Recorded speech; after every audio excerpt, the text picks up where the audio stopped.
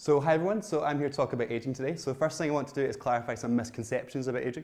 So the first one is that mammals have to age. Here we see a lovely example of a naked mole rat, which is a mammal that can live for 40 years, and if you look at pups and 40-year-old naked mole rats, at a cellular level they appear to be completely identical.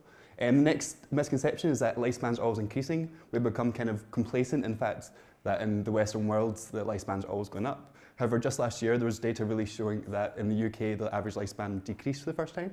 And also within Scotland, we have the worst lifespans in the United Kingdom, so perhaps that's something we should be focusing on.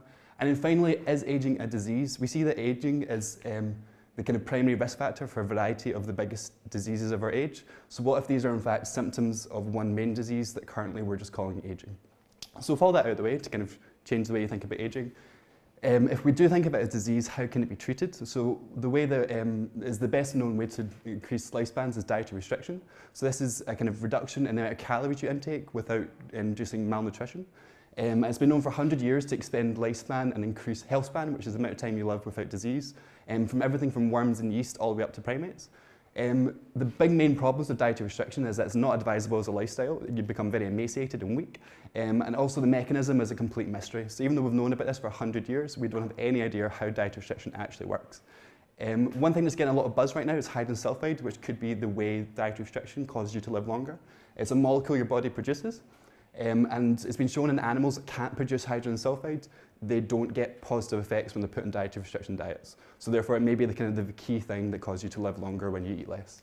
The way my project is based is we use mouse models. So we get laboratory mice and we look at them and see what interventions change how they produce and dispose of hydrogen sulfide. And then we have a look at how the hydrogen sulfide affects the mouse. So we can see this kind of cyclical cycle of hydrogen sulfide feedback within the mouse. The interventions we use three different mice models. The first one lives normally, and we try different types of dietary restriction. We look at how hydrogen sulfide's changed on that. The second one lives normally as well, but we've done a genetic change in it that will cause it to produce more hydrogen sulfide. So we want to see if these mice are healthier. And then third and final, the kind of holy grail of my project here, is to use a mouse that has a disease that's known as progeria, which is very, very accelerated aging. It occurs in humans as well. And in these progeria mice, we want to see if increasing the hydrogen sulfide causes them to live longer and reduce the effects.